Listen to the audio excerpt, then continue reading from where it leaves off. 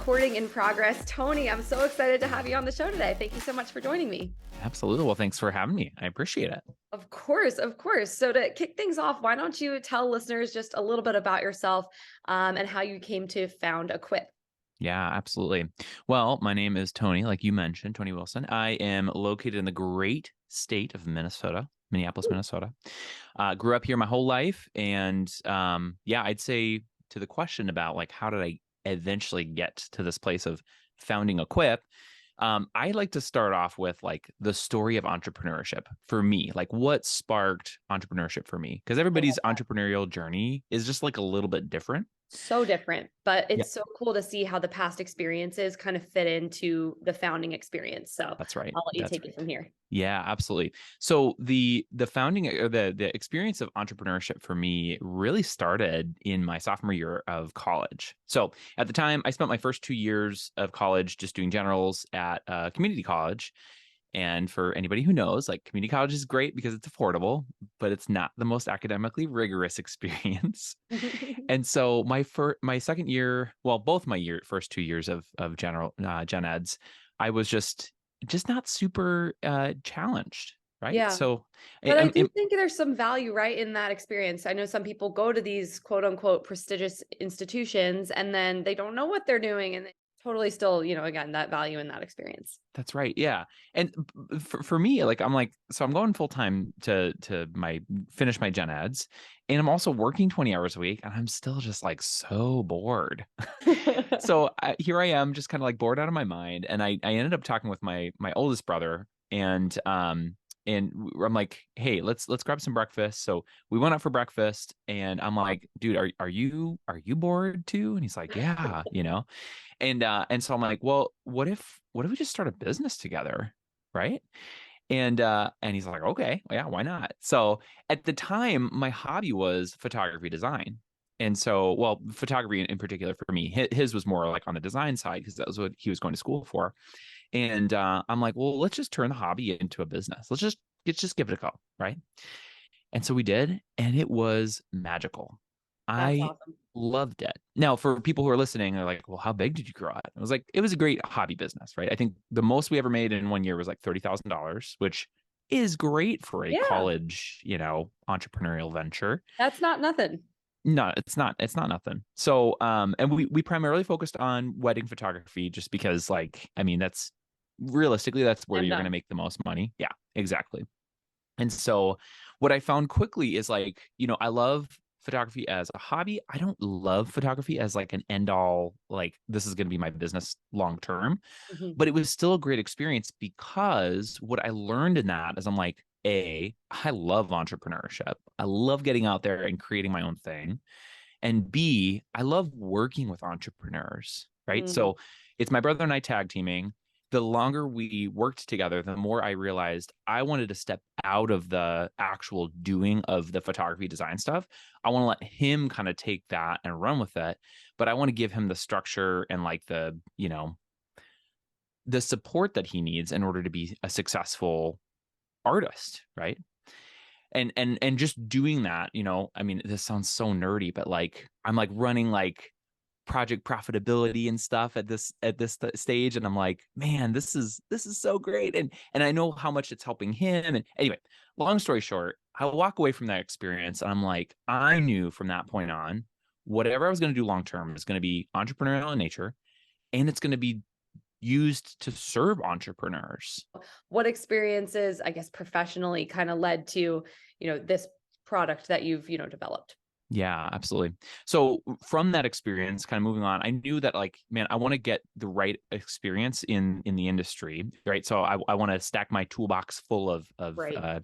tools so that I can help entrepreneurs. So I went off, I did public accounting for 2 years, got some good experience there. I worked in a number of different, corporate environments, that we call it in industry, Yeah. and just like hopped around to a couple different companies, and yeah, worked as a corporate accounting manager at the US's largest third party logistics firm, Mm. and yeah, just got a lot of great experiences. And I finally got to now coming up to 2021, right? Pandemic's in full swing.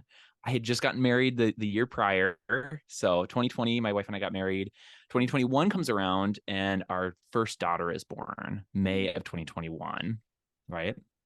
And you'd think at a major life juncture, like having a child, you'd think everything inside you was wanted to say, like, let's Ability. de-risk life as much. Yeah. Yes. Let's get as stable as humanly possible. And there is something nice about that in that corporate environment. You do know your next check is going to come for That's the right. most part. But yeah, I know that there's like challenges around, what's rewarding. So Mhm. would love to, yeah, hear more about that. Yeah, absolutely. So, again, I'm thinking to myself, man, right now would be the right time to just keep it even, keep it, simple and safe and stuff. But here I am holding my daughter, and she was awake quite a bit in the middle of the night, which that's babies for you, Yeah. newborn infants for you. And the only thing the only thing that's going through my mind is I'm like, I want my daughter and my future children to know that they can do anything they set their minds to. Mm. But I don't want to just tell them that, right? I don't want that to just be like a thing that we say, but then they don't actually ever get to see. So honestly, one of the, catalysts for like the time is now is like, I want my daughters to grow up seeing that their dad did try to do this, did try to Mhm. make this thing work. And so that was one of many catalysts, but honestly, kind of a big turning point. So I came back from paternity leave. I had a couple weeks paternity leave, came back and started working with my boss to be like, hey, what does it look like to transition me out? Wow. Yeah. So then that must have been a little bit scary. What was it like to, I don't want to assume anything, but Mhm. you are passionate about entrepreneurship. So I'm sure there's some excitement there. So Mhm. what was it like to actually take that step out on your own? Yeah, I will say it was a little bit scary. And we tried to negotiate something where it's like, hey, maybe I can, work part-time. I was Mhm. a full-time employee, maybe I work part-time. That got a little bit messy. So we're like, nah, that's probably not gonna work great. And then I'm like, well, what if I just convert to like a contractor and then I can just bill on the hour or whatever? That also didn't quite work out super great. So for me, what worked really well to kind of de-risk that transition is I did take some contracts with another firm. Like they had me hired out to a couple different, short-term placements. So Mhm. I'd be like, hey, I only want 32 hours this week, so then I can spend 8 hours, building my business. And Right. that was kind of the cadence that I was in, is I had my set number of hours to make money for the family, and then I had my, call it Fridays that were free and clear. Yeah.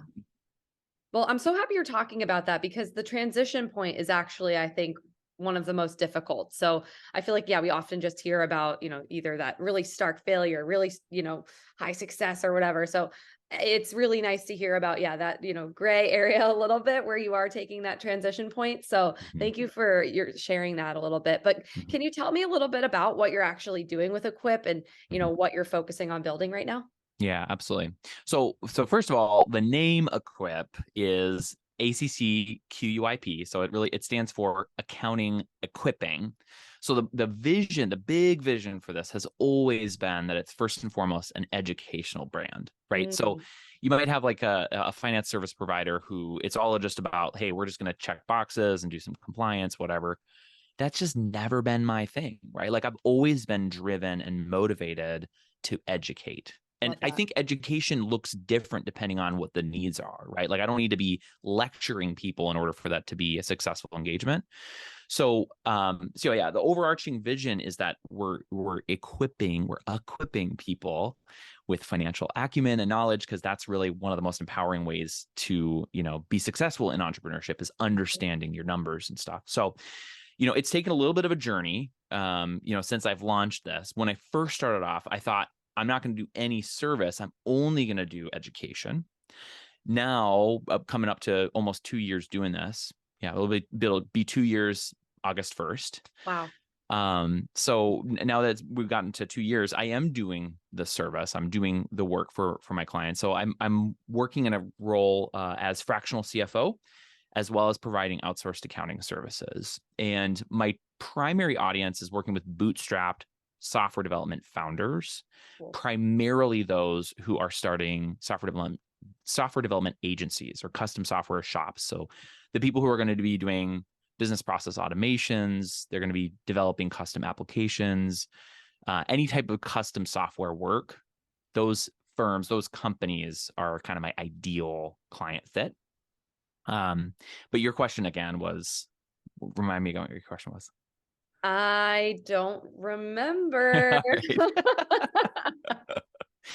right. I wonder. Oh, what you're actually working on and building Yes. with Accquip. Yeah. Yes. So like we say the words like fractional CFO or outsourced accounting services, and sometimes people's eyes glaze over. They're like, what does that even mean? Like what practically, like day to day, what does that mean? For my clients, what that usually ends up being is, once a week, we're getting together on our weekly leadership calls and we're talking through things like, hey, how many more days until your bank account runs to $0? Oh, wow. We're talking about things like, hey, I know you guys it looks like how we're projecting your finances. It looks like we are going to be at a point where you're not going to have sufficient capacity to finish these projects that you've got on the docket. Mhm. What's the strategy around, do we hire another full-time employee, or do we do a contractor, helping them kind of strategize around that. We're also talking, bigger picture things like 3-year, 5-year, 10-year goals Mm. and plans, and mapping that out from a financial perspective. So it's a lot of very we would call advisory services, and just basically being kind of like the finance mind on the leadership team for my clients. Wow, I love that. And yeah, that can certainly then be really empowering for your clients to understand, where they stand and then, how to, move forward and plan for that. Mhm. I'm curious to understand or learn about, any trends that you might have noticed. I know you've talked to, founders in primarily the software space, but would love to better understand, yeah, if there are any trends that you've identified. Yeah, absolutely. Well, I think one of the common pain points that I've identified in the clientele that I'm serving is a lack of visibility, right? A lack of visibility specifically into that number that I talked about, the days until we hit $0 in our bank account. It's it's it's one of those things that like it is always weighing on the back of people's minds, but they can't really pinpoint it. They just know that like I feel like we might run out of cash at some point, especially with Mhm. like a looming recession and like all of the stuff with AI that's coming out. Everybody's wondering like, is this going to cause all of our work to just disappear? And so I think having visibility into that has been really helpful for my clients. Mhm. Would you mind sharing a success story that you might have had with a founder, Mhm. and then maybe some advice that you would share with founders going forward? Yeah, absolutely. I think the story that comes to my mind immediately right now is one of the clients, they had a little bit of a slower start to the year and things got, pretty dire for them. And, because they had visibility to that number, they were able to be hyper focused on that North Star goal. Like, what is the most important thing? It brought all of the priorities into alignment, right? Because they had a leadership team of a few people. So everybody's got slightly different perspectives depending on the roles that they're playing. But I think what that did is that really rallied them together to say, hey, we have a very limited number of days. We have to kind of get our act together. We have to get everything aligned. And so for them, they were able to really pull together, and now they're doing so fantastic, right? So from before it was like, we've got 45 days until you are bankrupt. And now it's like you have 300 days until you are out of cash. And so just to see how much good progress they've made, it's just those are the stories that like make my day, because it's like I know that I can't take full credit for it, right? Because they're doing the hard work. I'm just kind of giving them the clarity and the alignment and helping them to come together. So, if I'm going to be giving advice to those founders that are out there, especially the bootstrappers, I think the people who are raising funds, they've got a little bit of a good cushion because, they might be sitting on a couple $1 million of cash. But for the bootstrappers where, your cash balance is going to be going all over the place, the first recommendation I would give is like, even if it's not perfect, like you have to at least give it a try to map out where you think your cash is going to be. And without getting into the technical specifics, because I feel like that would be really boring podcast material. I would just say, if you have a good sense of like what your business is doing on a month-to-month basis, right? You're an entrepreneur, so you know these things. You can just feel that out. Give yourself a starting point of just like map out the next 30 days of cash flow. right? Just start with the next 30 days and then build from there. Once you've really mastered your 30-day cash flow, then you can kind of build on top of that. I like to build the cash flows in a way where it's like we do a 30-day forecast and then we layer in the budget that we've put together for anything that's 30 plus days out. So there's kind of a transition into that longer term or mid to longer term cash flow forecast. So yeah, advice I'd give is start somewhere because you are really going to benefit from having that clarity. I love that. Tony, thank you for the very tangible advice. I think sometimes we give advice here, which also is great, the very inspiring, you can do this advice. But I also love this, again, very practical piece of advice for founders to take away from this episode. So thank you so much for this conversation. I really enjoyed it. And I wish you all the luck in the world with Accquip. Thank you so much. And I appreciate you so much for having me on the show. Thank you.